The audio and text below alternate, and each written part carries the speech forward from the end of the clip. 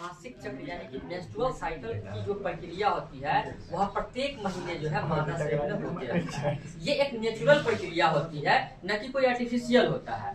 ये प्राकृतिक के द्वारा जो है शरीर में जो है ये ऑटोमेटिक चलते रहता है और हर एक 28 दिन पे जो है यह प्रक्रिया जो है पुनः होते रहती है। इसमें क्या होता है कि जब पीरियड होते हैं फिर उसके जो है 14वां दिन क्या होता है कि अंडे जो होते हैं वह अंडाशय से कहा जाता है ट्यूब में चला जाता है। अंडाशय फूट करके यानी परिपक्व होकर के एक अंडा जो है अंडाशय से निकल करके ट्यूब में चला जाता है और ट्यूब में जाकर के वह बैठ जाता है जो शुक्राणुओं का वेट करता है, स्पर्म्स का वेट करता है। जब उसे स्पर्म मिलता है तब जाकर के निषेचन होता है, ठीक है ना। तो यह जो प्रक्रिया होती है मेंस्ट्रुअल साइकिल की मासिक चक्र की जो प्रक्रिया होती है यह जो है लगभग मादा शरीर में 11 से 13 वर्ष की अवस्था में प्रारंभ हो जाती है। 11 से 13 वर्ष की अवस्था में क्या होती है, प्रारंभ हो जाती है।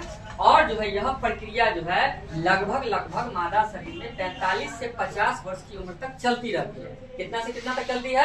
45 से 50 वर्ष तक, जिसको हम लोग कहते हैं रजो निवृत्ति की उम्र। महिलाओं में रजो निवृत्ति की उम्र जो होती है 45 से 50 वर्ष की होती है ना। यानी कि 50 वर्ष के बाद जो है अंडा जो बनता है उसके शरीर में अंडा बनने की प्रक्रिया क्या हो जाती है, समाप्त हो जाती है, जिसको हम लोग रजोनिवृत्ति कहते हैं, ठीक है ना। और समाप्त हो जाने के बाद जब अंडा रहेगा ही तो निषेचन क्या होगा, नहीं होगा और निषेचन नहीं होगा तो वो महिला मां नहीं बन सकती है। तो ये होता है मेंस्ट्रुअल साइकिल, है ना। इस प्रक्रिया में क्या होता है, इसकी कुछ क्रियाएं हैं उसको समझेंगे। जैसे पहला क्या है कि यह क्रिया मादा शरीर में 11 से 13 वर्ष की अवस्था में प्रारंभ होती है, जैसा कि अभी बताया है, यानी 11 से 13 वर्ष में प्रारंभ हो जाती है। फिर यह क्रिया जो है 45 से 50 वर्ष तक चलती है, 45 से 50 वर्ष तक चलती है, उसके बाद नहीं होती है ना। यह चक्र प्रतिदिन 28 दिन, यह जो 28 दिनों तक चलता है। मासिक चक्र की जो प्रक्रिया होती है प्रतिदिन 28 दिनों तक चलती है।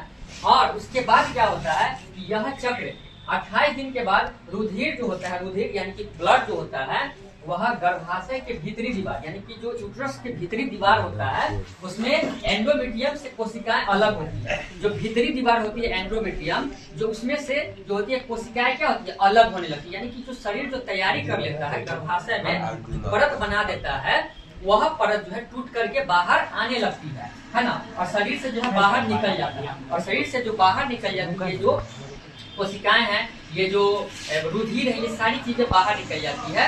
उसी को कहते हैं कि ये पीरियड समाप्त हो गया, माने कि निकल गया।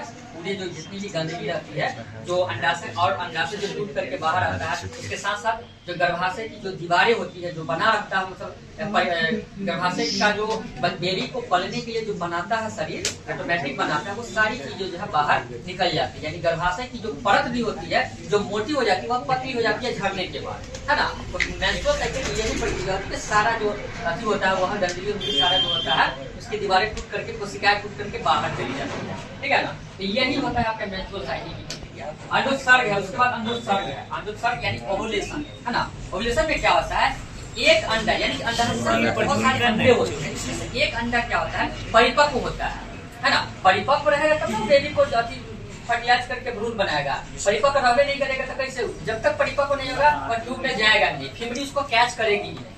फिमरी ग्रंथि जो कैच करती है वो जब तक बड़ा नहीं होगा तब कैच कैसे करेगा। तो जब अंडाशय से एक अंडा परिपक्व होकर बड़ा होता है तो फिमरी ग्रंथि उसको क्या करती है, कैच करके ट्यूब में लेके चली जाती है। जब ट्यूब में जाती है तब जो है वह परिपक्व बनाती है फर्टिलाइज की। तो अंडोत्सर्ग वह प्रक्रिया होती है जिसमें मासिक चक्र के 14वें दिन, है ना। मासिक चक्र जब होता है, पीरियड जब होता है, उसके 14वें दिन अंडाशय जो होता है, अंडाशय के द्वारा एक परिपक्व अंडा यानी कि अंडाशय के द्वारा एक परिपक्व अंडाणु को जो है क्या किया जाता है, निर्मुक्त किया जाता है, यानी कि छोड़ा जाता है। और छोड़ने के बाद जब छोड़ देता है अंडाशय, फिर जो है उसको फिमरी ग्रंथि कैच करती है और कैच जब कर लेती है और ट्यूब में जब भेज देती है तो इस क्रिया को हम कहते हैं ओव्यूलेशन यानी कि अंडोत्सर्ग कहते हैं, ठीक है ना। ये था आपका मासिक चक्र से संबंधित सारी क्रियाएं और ओव्यूलेशन, ठीक है। चलिए।